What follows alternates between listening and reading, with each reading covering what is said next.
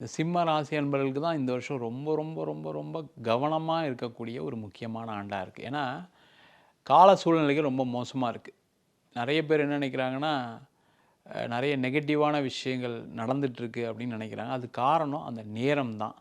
அவங்களுக்கு பார்த்திங்கன்னா ராசியிலே கேது, 7ஆம் இடத்தில் ராகு, அஷ்டமஸ்தானத்தில் சனி பகவான், அதுவும் இல்லாமல் இப்போ லாபஸ்தானத்தில் குரு இருக்கார். கொஞ்சம் ஓரளவுக்கு சமாளிச்சுட்டு இருக்காங்க.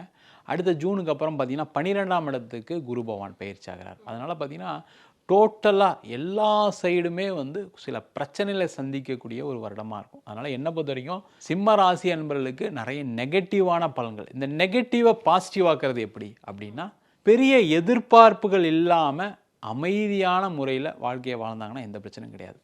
நிறைய சிம்மராசி என்பர்கள் என்ன பண்ணுவாங்கன்னா, நான் ரொம்ப விவரமாக புத்திசாலித்தனமாக ஏதாவது முடிவு எடுக்கிறேன்னு சொல்லி தப்பான முடிவுகளை எடுக்கக்கூடிய ஒரு நேரம். அதனால் என்ன பண்ணும், இந்த வருஷம் எதுவுமே பேசாமல் நான் பாட்டு கிராஜுவலாக என்ன லைஃப் இருக்கோ அதை ரன் பண்ணுவேன் அப்படின்னு இருந்தாங்கன்னா அவங்களுக்கு மிகப்பெரிய பாதிப்புகள் கிடையாது. சும்மா இருந்தவங்களுக்கு கூட பிரச்சனைகள் இருக்குது. இப்போ நீங்கள் ரோட்டில் போயிட்டுருக்காங்கன்னு வச்சுக்கோங்க, திடீர்னு போகும்போது அவன் தான் தப்பாக இடிச்சிட்டு இருப்பான்.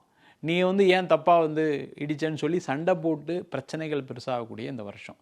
அதனால் ரொம்ப ரொம்ப கவனமாக இருக்கணும். உடல் ரீதியாகவும் மன ரீதியாகவும் பாதிக்கப்படக்கூடிய வருஷம். அதனால் உடல் ரீதியான பிரச்சனை உள்ளவங்க ரொம்ப கவனமாக இருக்கணும். மன ரீதியான பாதிப்புகள்லேருந்து கொஞ்சம் கவனமாக இருக்கிறது ரொம்ப ரொம்ப நல்லது.